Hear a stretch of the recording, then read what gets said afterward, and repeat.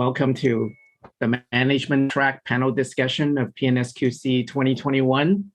We're very pleased to have 4 distinguished guests to participate in today's panel discussion. The way we're going to do this panel discussion is I am going to just pretty quickly mention the 4 individuals' names, and I'm going to have them introduce themselves so I don't blotch on the very distinguished resumes that all of them have. Today we have Amy Stark, General Manager for NIC Oregon, which is now a unit of Tyler Technologies. We have Randy Raw, who is the Chief Information Security Officer for Veteran United Home Loans, which is a major mortgage company. Raul Ravel, who is Senior Program Manager for the Cloud Business Office for Nike, obviously a major international company that have leveraged cloud extensively, and that would be very interesting. And Kevin Kelly, who is principal with Deloitte. Welcome all of you. If I may ask each of you to do a quick introduction, starting with Amy. Sure. Yeah. Amy Stark. It says Amy Start here, but my name is Amy Stark, and I am the General Manager for NIC Oregon. As Ying mentioned, I manage the business unit that supports a enterprise contract with the state of Oregon. We've been doing this for about almost 10 years now. And I have about 20 years with NIC, which was very recently acquired by Tyler Technologies. One of my prior, I've generally been a general manager and in operations. So I very much come from a management perspective. But for a 3-year period in my career with NIC, I developed and pioneered a mobile product, which is primarily what's informed going to inform my hopefully very brief talk today and discussion. So do you want me to continue? Or do you want to go on to Randy? Oh yeah, please, Randy, would you go next? Sure. I'm Randy Raw, and as Ying mentioned, I'm the Chief Information Security Officer at Veterans United Home Loans. We are a VA loan origination company in Columbia, Missouri. Many of you probably have not heard of us before, but our specialty is to focus on helping veteran heroes get into homes. And we have a significant amount of internally developed software that we use. So we're routinely interacting with our development teams and trying to figure out how we can help them to deploy software, develop software in a secure manner that helps us really accomplish what we want to do, get veterans into homes. I've been doing this at VU for about 10 years. And part of what our strength is here is really understanding how to do growth. When I started, we had 450 people, and now we're at 5,000 in 10 years. And our loan volume has followed that same pattern. So doing all that with homegrown software has been an interesting journey for us and something I'm looking forward to talking about. Thank you very much. Rahul? Yeah, good afternoon, everyone. I'm Rahul Ravel. I've been in the Portland high-tech industry for about 20 years now. A good portion of that was with Intel. And now I'm with Nike, a little bit of a change of focus here. Nike, self-explanatory, one of the globally known brand names in athletic wear. My focus in the cloud space came about with companies prior to Nike that started to move into a digital transformation. And a key component of that digital transformation was cloud adoption. And so there's a lot of great white papers out there, but how do we adopt into the cloud governance? There's just a number of things where you have to measure cloud adoption with the quality going into the cloud. So hopefully for this presentation, I'm able to answer some of your questions around that. And my particularly focus in the cloud is around governance frameworks. So if there's anything with governance or cybersecurity, I can touch upon that as well. Thank you. Kevin? Perfect. Thank you very much. And I apologize to everybody, but my network connection, I'm at a conference today and my network connection is unstable, so I had to go off camera. My name is Kevin Kelly. I have been with Deloitte for 28 years, and I have about 33 years in the business. For the past 10 years or so, we've had the privilege of serving Oregon, and I act as Oregon's account manager on behalf of all the work that we do in Deloitte. My second job at Deloitte is I run our transportation business nationally and have the opportunity to work with all the different departments of transportation, tolling entities, transit entities, and the like as they look to modernize their solutions as they go forward. So Ying, I turn it back to you. Thank you very much. And, our theme for the PNSQC this year is kind of quality coming together. And one way I'm thinking about this is, we have folks from all different vertical industry developing solutions, integrating services, integrating technology of all sorts, networks, mobile, cloud, and serving all different vertical industry for folks from all different areas. So one way I think we're going to do the conference panel discussion is that I'm going to ask each of the 4 panelists to take a few minutes to talk about a specific subject. I gave the names here for each of the 4 subjects, and they will be security, cloud, mobile, and services integration.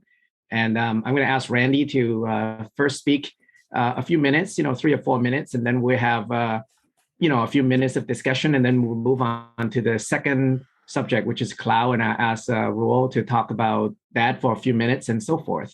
So without further ado, I am going to start with Randy addressing the subject of security for a few minutes, and then we will have a bit of a conversation. Thank you very much.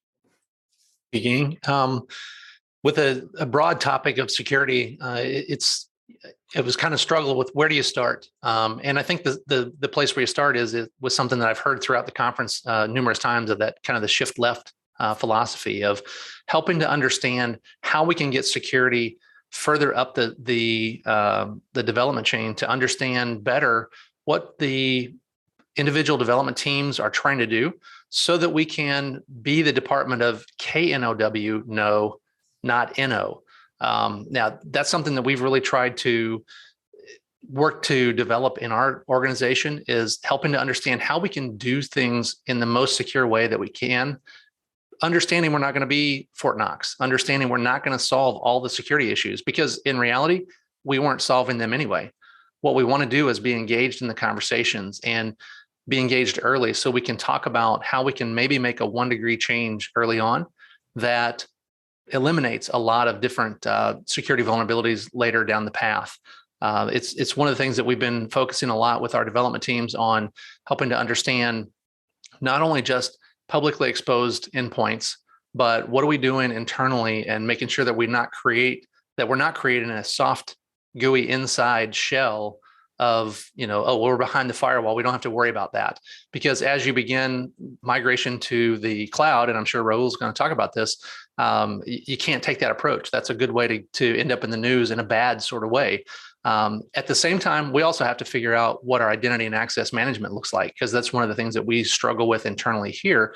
I mentioned that we've grown from 450 people to 5,000 people in a 10-year time span, helping to stay up with all that and provide our development teams access to trustworthy, knowledgeable identity that they can count on, to know, okay, when I use this identity function, I know that the people that need access to the systems that I'm writing are going to be able to have access to it, and that it's not going to change overnight, unbeknownst to them. And so there's been a lot of the ongoing conversations around how do we build trust, how do we build the opportunity to have an entry point into security, being involved in the conversations, and not wait until we get all the way down the end to where all of a sudden now it's a binary go, no go. And that's not a good place to be, because when you have a no go, now you got all kinds of people that are pushing back saying, well, why didn't we know this earlier? So I'm just going to stop at that point and see what kind of questions that might propagate. Well, great. I'm going to ask the panelists to add to what Randy have said. Let me start with, if you don't mind me calling, let's start with Kevin. Perfect. So Randy, I think what you hit was spot on, and it's not the business or the organization of no, but it's the organization of no. So how do you make sure that the capabilities in your organization, as you've looked at quality and you've looked at the expansion of your team, how have you looked for quality or different quality improvement measures as you've started to migrate from 450 to 5,000 people? Yeah, that's been an ongoing focus area. One of the things that we started really early on with was actually talking about software just in general of how do we develop quality software, and a focus towards quality first. And then what we noticed was the security also started going up. As we had people focusing on making sure that we were developing the highest quality software, they were discovering the bugs that would have been security bugs. And so it allowed us to partner with the QA teams to really help have an emphasis of let's just keep doing what we're doing and really kill two birds with one stone, if you will. Amy, what do you think? Go ahead, Ying. I'm sorry. Oh, I was just say, ask Amy what she might think about this when it comes to security matters. Yeah, I mean, my immediate reaction to this is always like, especially with large organizations that are trying to innovate. I get, people like us at the management level being the naysayers, and the tension between innovation and security. I think that's always something that you have to think about as a manager. I'm going to be talking more about usability because I know that the topic of security is strongly represented on the panel. But I do think that's a really common tension from a management perspective when you're thinking about quality.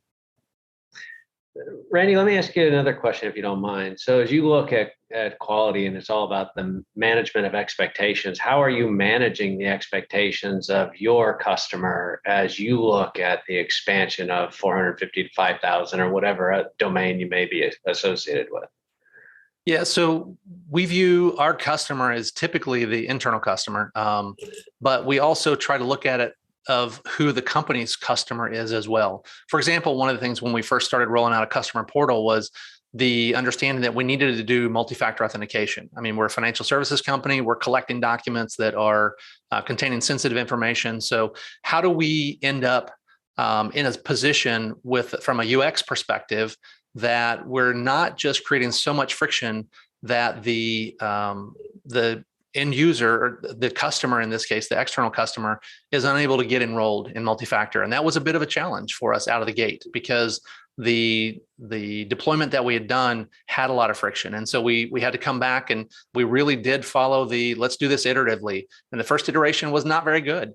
And we learned from that, and we figured out how do we make the second one better, utilizing a lot of UX research and a lot of a time where we were able to say, okay, let's go back. Do we need to start over, or can we just modify where we are? Yeah, I like that point that Amy made earlier in terms of usability in the context of security, because the more secure something is, sometimes the harder it is to use. I'm sure we all realize sometimes when you doing online banking and financial things, there's so many passwords nowadays and so many second factor. And one colleague of mine in state government brought to my attention that, hey, some people, all they have is maybe just one mobile phone for the whole family. And you create additional requirement for authentication. Sometimes it may be hardship for people.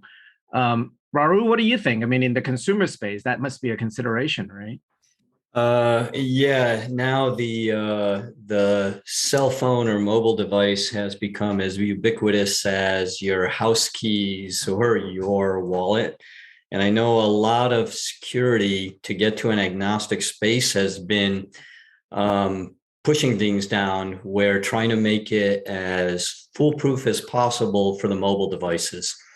And if you can get past the mobile device, then you now have access to the consumer. And it's a very tenuous slope between ease of convenience, or I'm sure a lot of you have been, I already authenticated myself this morning. Why do you need to send me another 6-digit code? I'm the same person I was this morning, maybe a little grumpier now that I have to re-authenticate myself. It's a fine balance. Yeah, that's such a kind of necessary evil, or kind of, obviously the most secure system in the world is one that nobody can get to online. Obviously we know about system that by nature needs to be offline for complete security, maybe national security type systems.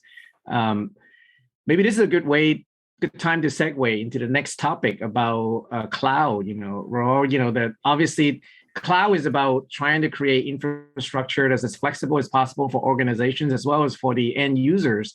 And of course, much of the internet technology didn't really have high security in mind to start with, leading to a lot of challenges. So, and most of us working large organization, there's the public cloud and there's private cloud. Of course, a lot of the interest is in public cloud as well. So what's Nike's point of view? Yeah, and maybe I'm going to go a little bit more generic with that, because from some of my research, talking with colleagues in industry, this is a problem that's not just specific to like consumer apparel. I think anyone that's falling under a program of digital transformation is going to encounter the same area. So while we talked about security, I think you got to look at it as a bigger umbrella. Security unto itself can be done into the cloud, but you're going to encounter such overhead of expense and restriction that every other group within, say, a same company trying to adopt the cloud will be so clamped down. So security has to be done with in concert with other divisions in a company. Now, one of the means for doing that is governance. And I talked to it earlier. And so maybe let me back up a little bit. Cloud is such an ubiquitous term out there, and there's so many small, medium companies out there that are creating their own cloud, going through a cloud provider, outsourcing some of their cloud. But across the industry, it used to be, we have to adopt into the cloud. Why? Well, everyone else is doing it. Why aren't we doing it? We're being left behind. And in doing so, that caused a whole set of issues with that. Well, how do we secure in the cloud? How are we optimizing our usage in the cloud? How do we patch in the cloud?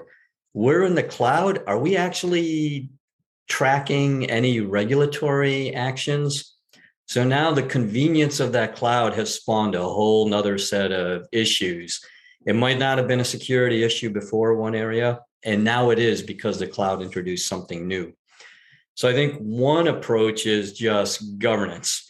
You can have all the security that you want, but then your finance people are going to be yelling at you because you've clamped down with so many other security tools and measures to get some transparency. So let me roll it back or into this, when we talk about software quality, to me, that's a paradigm shift in terms of software quality with teams that I've run before. The transparency is now gone away. You're dealing with a lot of convenience of the cloud. We just straight uplift of software. But because you don't have that visibility into, say, the compute, the network, or storage of that, are you introducing more risks into a conversation, into an organization? So one of the things I'd recommend that it's not moving from one data center to the other because it's a paradigm shift. Is there adequate training around cloud architecture where you're understanding the implications back into the software that you're running? Do you know what it's costing you to have an app running into the cloud? Again, compute, network, storage. Do you know vulnerabilities and patching that your cloud provider is doing for you versus what you're supposed to be owning? I'm gonna pause here because I get pretty excited about talking in this area. As you can probably tell. Yeah, that's very challenging area, I think, for those of us that work in large organizations, increasingly leveraging kind of third-party or contractor capabilities in the public cloud. Amy, I know you recently deal with these issues that kind of traverses multiple contractors, and sometimes there's security issues, and there's this sort of finger pointing between contractors. What do you think is some of the challenges from organization having to deal with different contractors? Yeah, I mean, I think I think the thing that resonated with what Rahul was saying is that there's a certain kind of conference of responsibility when you go to a cloud provider that opens up new potential problems. For example, and Ying, you're familiar with this because we work very closely together. Me being a contractor for the state of Oregon, there are things that we are responsible for because we control the environment, our hosting environment, even though we use commercial data centers, that we can say, yes, we'll be responsible for that. But then as we move to the cloud, we start to confer some of that responsibility to the cloud provider. And so the cloud provider actually, becomes more important as to their capabilities, their responsibility, their guarantees, that then can reduce our liability, but presents a new set of responsibilities that we have. We're serving the public with the services that we're providing. We are implicating the state in what we're doing in terms of their liability and responsibility to the public. So when we think about cloud and our migration into the cloud, those are the issues that come up. And from our perspective, you get that convenience. We think that we actually the way we do hosting is pretty sound, even using these commercial data centers that we do, and that are several layers of our operational teams that support those systems in those data centers are pretty solid, but we do it in the most expensive way. So for us to become more nimble, we see it's important for us to move in this direction. But as Rahul said, it creates a new set of issues that we have to consider. Maybe I can take that point, Amy, and ask Kevin and Randy to comment on whether it's even possible in a lot of organizations that handle a lot of private individuals' data to leverage public cloud infrastructure. Kevin, would you mind going first? Oh, sure. No problem. And the answer is yes. I mean, I can't tell you anything different than it's an absolute yes. So leveraging the public cloud with PHI, PII, or other private information in the cloud is done consecutively across all different state organizations. We do it with our own data as we look to manage our own internal employee data. That's all done in the cloud. There's not a degree of security risk that comes in the cloud that doesn't come with on-prem. So the same degree of controls and capabilities that you would bring to an on-prem installation, you can do the same thing with a cloud and feel equally as comfortable that the security of the data is there. You probably even have a little bit more assurance because you have a group of individuals that their sole responsibility is to manage the infrastructure from a professional standpoint, as compared to many times organizations don't have the competencies to have that same skill set that a vendor like an AWS or a Microsoft or a Google does have. Randy? Yeah, and I would agree with that, Kevin.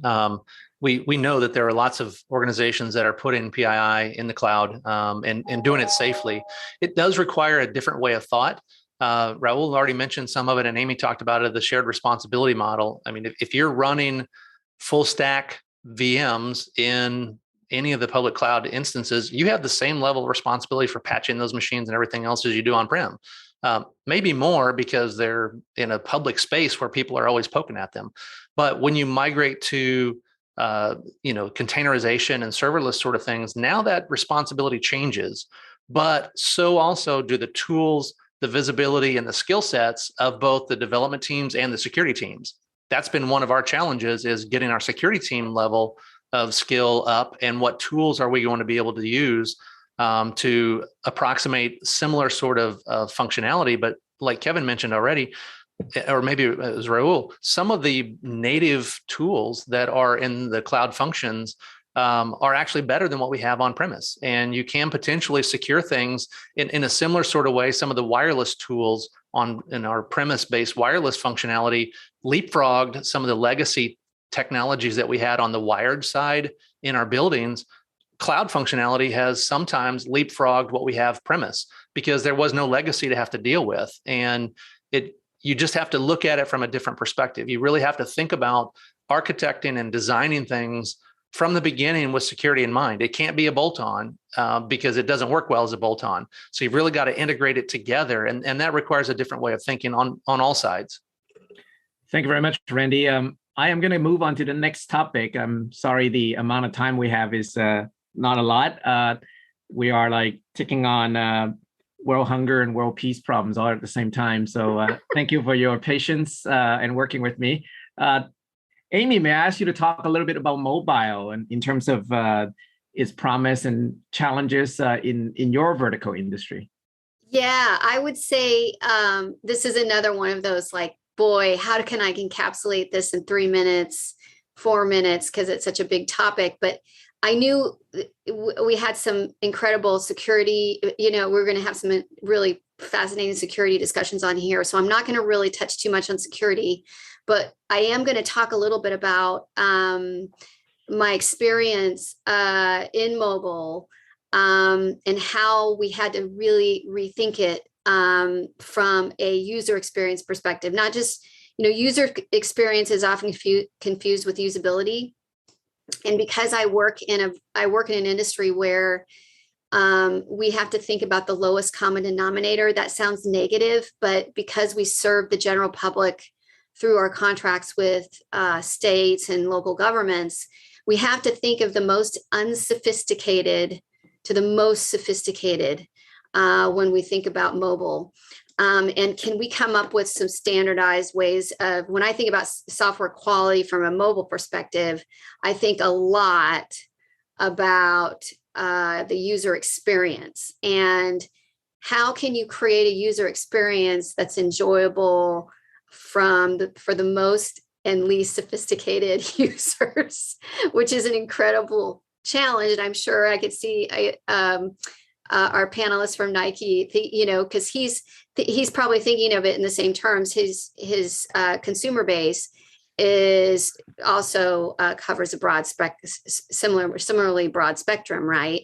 Versus, I'm thinking about all the different, tax-paying citizens in the state of Oregon. So some of the things that I learned when building what I'm going to talk about very briefly is a super app, which is really kind of the future and what I think things are going, is where you have, consumers now, there's a resistance to having apps that do singular things, right? They're looking for apps that can do more things. A super app is a multi-purpose app. They try to create an ecosystem usually that covers all users' needs. Like I'm thinking about one example, and this is kind of originated in Asia, but WeChat, which combines messenger, social media, and mobile payments. And so my experience with NIC was our attempt at building a government super app, which is called Gov2Go, and it's still very much in its infant stages. And how difficult that was, because we had to really think about the user experience. There are security elements in there that I think we could spend a whole session talking about.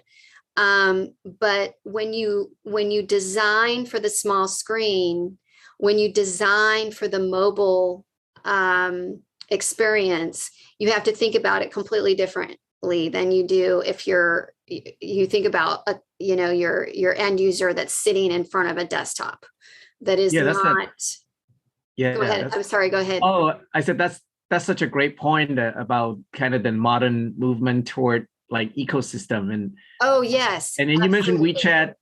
I use WeChat with my family because I have family both in this country and in China. Yep. And obviously Nike does a lot of business in China, and I'm wondering if there's some special insight Rahul might have when it comes to kind of building mobile ecosystem apps or super apps, for international use or Chinese or the US market. Rahul? Wow. How many weeks do we have for this I conference? If I could just summarize it in this, and I'm going to be looking at Amy, it's all about localization of content. Yeah. Good Yeah. point. Good point. I mean, Yeah. my colleague Jack gave a paper today about accessibility. And in the paper, we pointed out when it comes to talking about making applications language accessible, one of the way of thinking about it is actually what international marketers would call localization, except the localization now need to occur in your own locale, which seems like a oxymoron. Kevin, I mean, in your work with social services related apps, you must have to deal with a lot of these type of issues in terms of integrating a whole range of different services, different kinds of platform, including mobile. You mind talking a little bit about these type of challenges, kind of from the point of view of services integration and mobile? Yeah, and what Amy said is spot on. And what you have to start with is the smallest form factor that's going to be in the equation, whether that's the mobile or the tablet, whatever that's going to be, and then you go up from there. So designing for that is key. I mean, one of the challenges that we're seeing is as you look at budgets being tight across state governments, many times you're using frameworks that allow for responsivity. And when those frameworks have responsivity, when you get into the smaller form factors, they're usually not as attractive, is the word I'm going to use from a usability perspective, as if you had designed natively for that form factor. But what we're finding is it's probably in many situations satisfactory to the end user community because that responsivity enables them to switch between the multiple devices that they might have at their disposal in order to do whatever it is that they need to do. But as Amy said, if you could, our desire first is always from a human-centered design perspective to go to the smallest form factor, design in a native fashion, and then build in a native fashion for each of the appropriate form factors that will be applied. But as you get into working in public sector, there are other things that you have to worry about, other standards that also come into play, that you have to make sure that every one of the widgets on the screen is available to all individuals in the community, regardless of their capabilities or not. Thanks. That's a very insightful and important comment about those of us that work in the public sector and have to deal with a wide range of users. Randy, I mean, you obviously, your customer base must be pretty broad, and you must have to use a lot of platform increasingly dealing with mobile. I guess some of the challenges is, in fact, you have at least 2 mobile OSs, and then you have HTML5. And how do you go about thinking about integration of services and mobile and securing them? Yeah, we're thinking mobile first because so many of our active duty military they have their mobile device, and that's probably all they have. And they may be in a location, especially if they're deployed, that's the only device they have. And so our user experience team is starting there first and thinking about something I even put in the chat of what is the MVP? What are the most frequently used functions that customer needs? And let's put those front forward and make sure that they're accessible, easy to use, and secure them in the right way. And so using frameworks, using some of the native device functionality that is available to us has really helped to make that to where we're using the security around it has been easier and functioning that way. One other thing I'll point out is that it's not so bad for us right now, because in order to obtain a VA loan, you have to be a US citizen. So we're not dealing with GDPR and some of the other things that the other multinationals are going to be dealing with here. But privacy is front and center, and I can securely violate your privacy all day long.